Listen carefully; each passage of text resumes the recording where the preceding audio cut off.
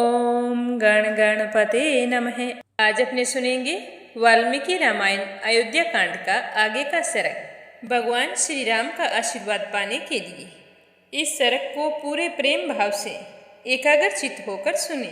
बोलो गणेश भगवान की जय हो। बोलो सियावर रामचंद्र भगवान की जय हो। हनुमान जी बाबा की जय हो। श्री राम दरबार की जय हो।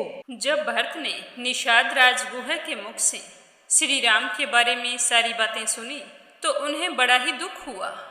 कुछ देर तक विलाप करते रहे। उसके बाद खड़े होकर मंत्रियों को अपने साथ लिया और इंगुदी वृक्ष की जड़ के पास आए और श्री रामचंद्र जी की जो सैया बनाई हुई थी, लक्ष्मण ने बनाई थी, उस सैया का निरीक्षण करने लगे। ध्यानपूर्वक देखकर फिर अपनी माताओं से कहा कि मेरे भाई श्री राम ने भूमि पर शयन करके सारी रात्रि व्यतीत की थी। ये वही जगह है और ये सैया भी वही है जो कुश से बनी हुई है। राजघराने में जन्मे हुए श्री राम, जिन्हें महाराज दशरथ ने जन्म दिया, वे श्री राम इस तरह भूमि पर शयन करने के योग्य नहीं थे। मेरे प्रिय भ्राता मुलायम मृगचर्म की विशेष चादर से ढके हुए अच्छे अच्छे बिछौनों के समूह से सजे हुए पलंग पर सदा सोते थे। उन्हें सोने में कभी भी कोई कठिनाई नहीं होती थी। तो इस तरह आराम से सोने वाले मेरे भाई आज पृथ्वी पर शयन कैसे करते होंगे?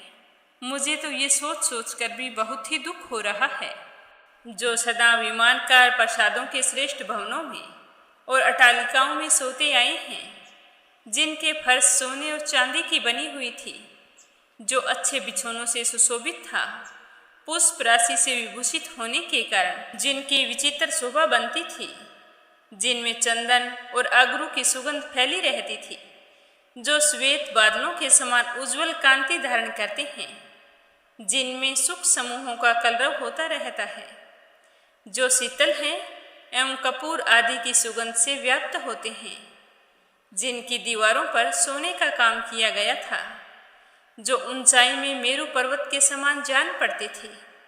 ऐसे सर्वोत्तम महलों में निवास करने वाले मेरे प्यारे भाई आज वन में पृथ्वी पर कैसे सोते होंगे? उन्हें कितना ही कष्ट होता होगा। अच्छा होता कि मैं उनकी जगह वनवास को चला जाता, जो गीत और वाद्यों की ध्वनियों से, श्रेष्ठ आभूषणों की झनकारों से तथा मृदंगों के उत्तम शब्दों से सदा जगाए जाते थे।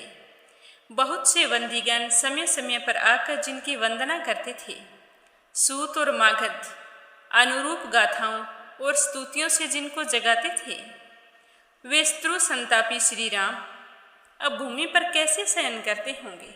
यह बात जगत में विश्वास के योग्य नहीं है। मुझे यह सत्य प्रतीत नहीं हो रहा। काश ये कोई सपना हो। मेरा अंतःकरण अवश्य ही मोहित हो रहा है। मुझे तो ऐसा मालूम हो रहा है कि ये सच में ही कोई स्वप्न है। निश्चय ही काल के समान प्रबल कोई दूसरा देवता नहीं है, तभी तो उसके प्रभाव से श्री राम को इस तरह भूमि पर सोना पड़ रहा है।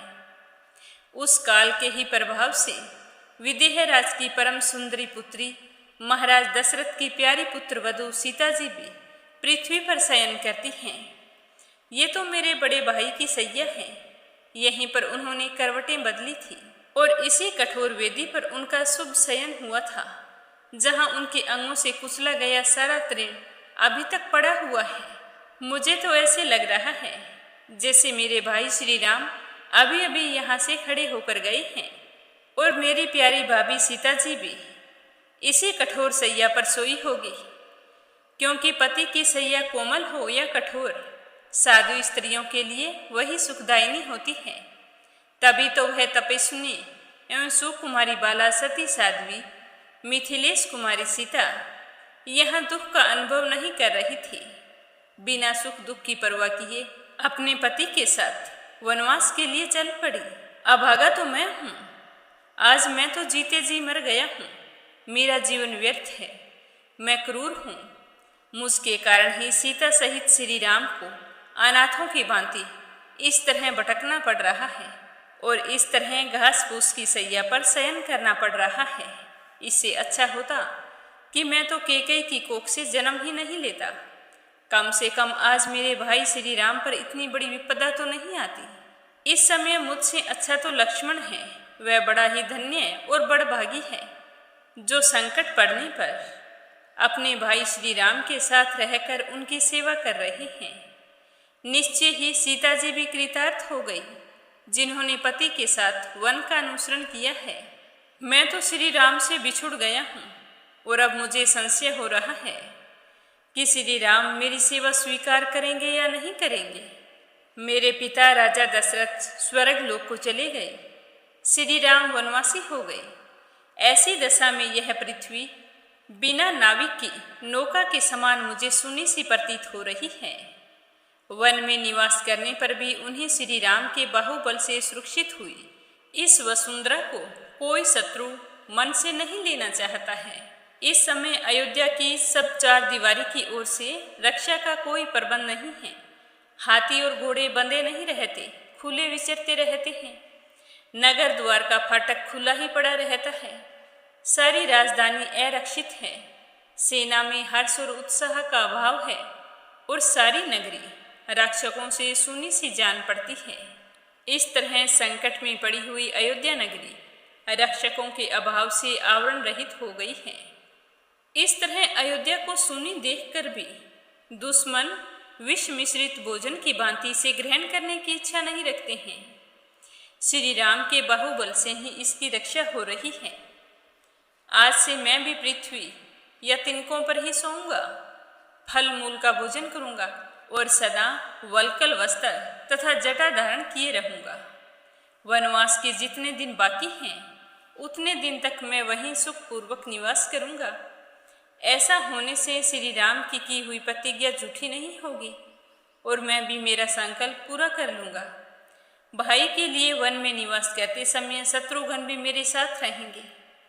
मेरे बड़े भाई श्री राम लक्ष्मण को लेकर अयोध्या का पालन करेंगे और मैं वनवास में रहकर उनकी प्रतिज्ञा पूरी करूंगा। अयोध्या में ब्राह्मण लोग श्री राम का अभिषेक करेंगे। क्या देवता मेरे इस मनोरथ को सत्य होने देंगे? काश जैसा मैं सोच रहा हूँ वैसा ही हो जाए। श्री राम अयोध्यापुरी लौट आए और मैं वन में रहूं। अगर ऐसा नहीं हुआ तो मैं क्या करूँगा? श्री राम के मना करने पर मैं उनके चरणों में मस्तक रखकर उन्हें मनाने की चेष्टा करूँगा। अगर मेरे बार बार कहने पर भी श्री राम अयोध्या लौटने को राजी नहीं होंगे तो मैं भी वनवासी श्री राम के साथ दीर्घ काल तक वहीं पर निवास करूँगा। वे मेरी उपेक्षा नहीं करेंगे। जब श्री राम अयोध्या लौटेंगे तभी लौटकर मैं आऊँगा। मेरे पिताजी महाराज दशरथ ने श्री राम को वनवास में भेजने की जो गलती की है, मैं उस गलती की भरपाई के लिए हर संभव कोशिश करूँगा, क्योंकि यह सब कुछ मेरी वजह से हुआ था। तो क्या श्री राम भरत की बात मानकर अयोध्या लौट आते हैं? यह सुनेंगे अपने कल के सर्ग में। बोलो सियावर रामचंद्र भगवान की जय हो।